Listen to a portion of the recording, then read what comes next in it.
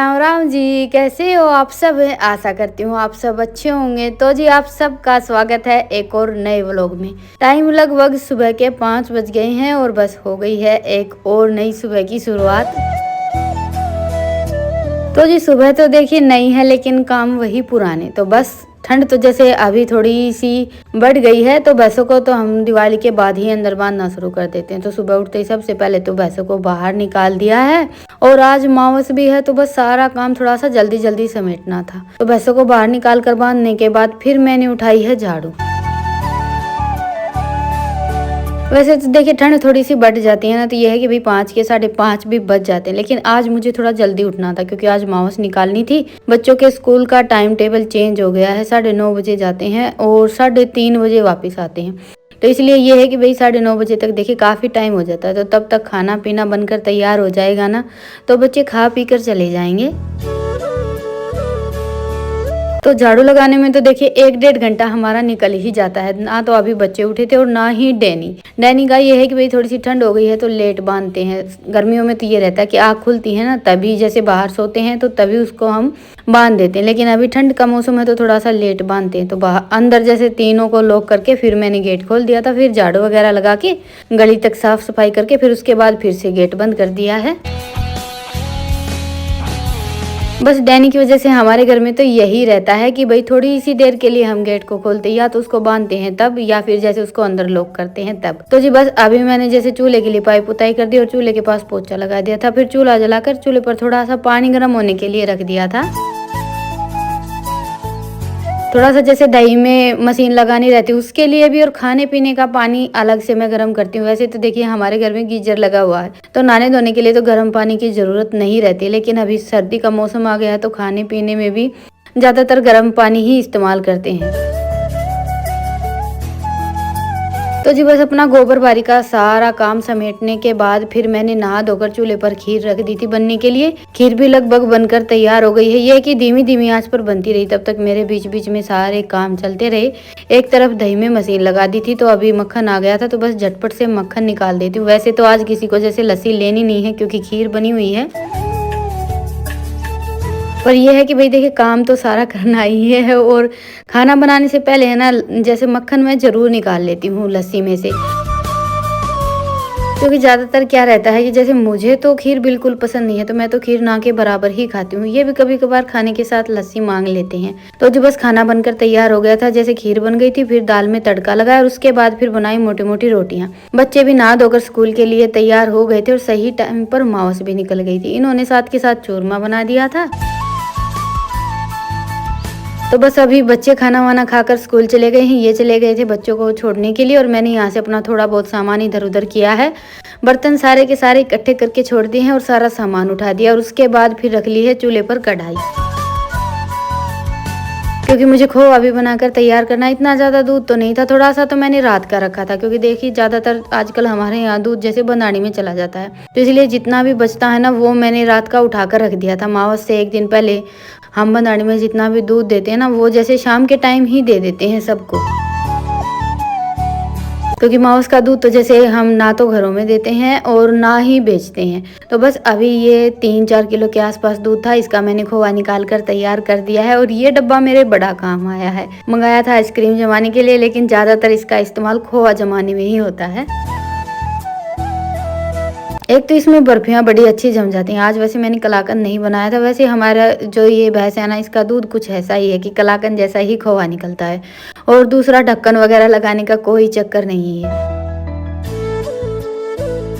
और जैसे ठंडी के मौसम में है ना मकोड़े वगैरह कीड़ी ये बहुत ज़्यादा हो जाते हैं तो वो भी इसके अंदर तक नहीं जाते हैं। वैसे थाली वगैरह में बर्फी जमाते थे ना तब तो ये रहता था या तो ढककर रखो, तब भी मकोड़े और कीड़ी वगैरह थोड़े बहुत तो अंदर चले ही जाते हैं। तो जी बस खोआ जमने के लिए रखने के बाद फिर मैंने किया अपना ये सबसे बड़ा काम, बर्तन साफ करने का। सुबह से दोपहर तक के बर्तन इकट्ठे हो रखे थे और कढ़ाई में मैंने पानी भरकर रख दिया है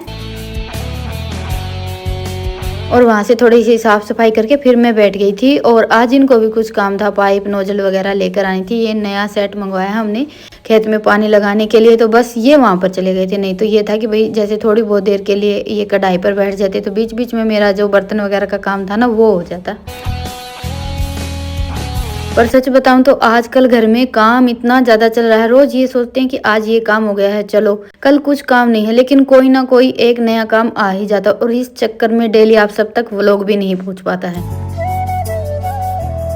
पर अभी मैंने सोचा है कि मैं पूरी पूरी कोशिश करूंगी डेली आप सब तक व्लॉग पहुंचाने की। और आज मुझे हल्का हल्का सिर दर्द भी हो रखा था, तो बस दवाई लेकर अभी थोड़ी सी देर मैंने आराम किया था। 2-2:30 बजे के आसपास लेटी थी मैं और 3:30 बजे बच्चे आ गए थे। आज ये था कि मुझे सानी नहीं डालनी थी, ये घर पर ही थे तो भैंसों को सानी वगैरह डालने का काम इन्होंने कर दिया था।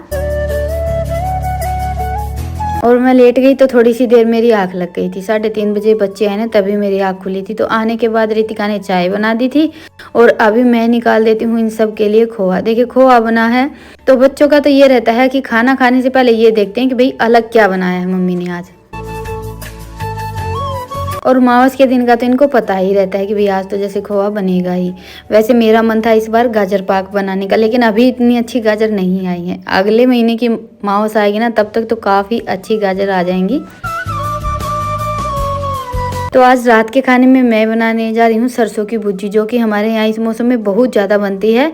तो जी ये मैंने सरसों काट ली और इसको 3-4 बार अच्छे से धो लिया, क्योंकि सरसों की पत्तियां कुछ ऐसी रहती हैं कि उसमें थोड़ा सा रेत ज़्यादा ही चिपका हुआ रहता है, तो 4-5 बार बड़े अच्छे से धुलना पड़ता है। वैसे तो देखिए हरा साग का यही है कि भाई कई बार धुलना पड़ता है। ये कल लेकर आए थे तो कल मैंने धोकर रख दी थी और आज काटने के बाद फिर से अच्छे से इनको धो लिया है। और अंधेरा हो गया है थोड़ा सा, बस टाइम तो इतना ज़्यादा नहीं हुआ है, 6 बज गए हैं, पर यह है कि अंधेरा हो गया था और मैंने आराम रख दी थी चाट बनने के लिए, तो इसलिए यहाँ पर बहुत ज़्यादा धुआं धुआं हो गया है।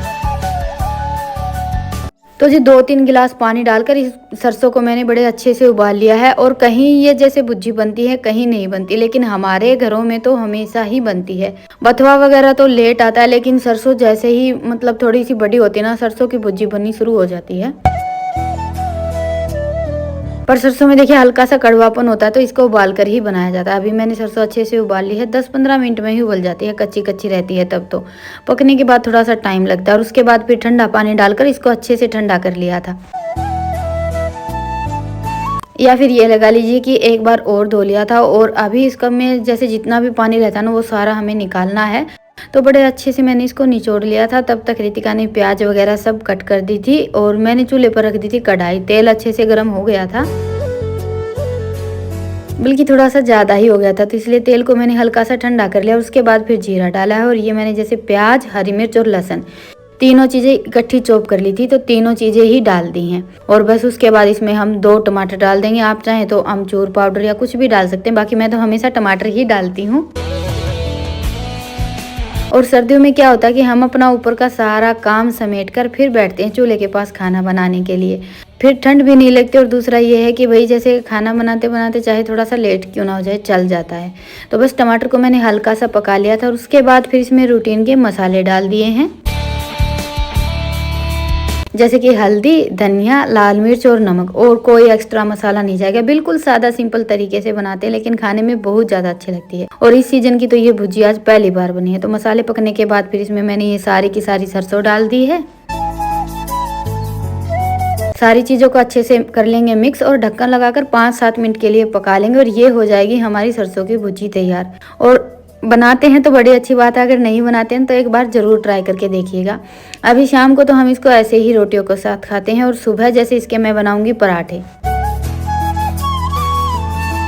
पराठे भी दही के साथ बहुत ज़्यादा अच्छे लगते हैं। उसकी रेसिपी आप सबके साथ कल के व्लॉग में शेयर करूंगी। तो अभी भुजी हमारी बनकर तैयार हो गई थी और तवा वगैरह सब बच्चों ने पहले ही साफ़ करके रख दिया था। तो जी सुबह मैंने बनाई थी थोड़ी सी दाल, काफ़ी सारी बच गई थी। अभी शाम के टाइम पर दूसरी सब्जी बन गई है, तो जो दाल थी उसको मैंने आटे में गूँथ लिया है। इनके लिए थोड़ा सा अलग से आटा लगाया है बिना दाल का, क्योंकि इनको सरसों की भुजी बहुत ज़्यादा पसंद है। तो इनको अपनी पसंद के हिसाब से सिंपल भुजी और रोटियां ही खानी थी। तो मैंने मेरे लिए और बच्चों के लिए जैसे आटा लगा लिया है दाल मिक्स करके। तो जी चलिए अपनी दौड़ भाग को देते हैं यहीं पर विराम और फिर मिलते हैं। तब तक के लिए राम राम। स्वस्थ रहें, मस्त रहें, अपना और अपनों का ढेर सारा ख्याल रखें। और हाँ, व्लॉग पसंद आए तो व्लॉग को लाइक करें और चैनल पर नए हैं तो चैनल को सब्सक्राइब करें। और आप सबका दिल से शुक्रिया इतना प्यार और सपोर्ट देने के लिए।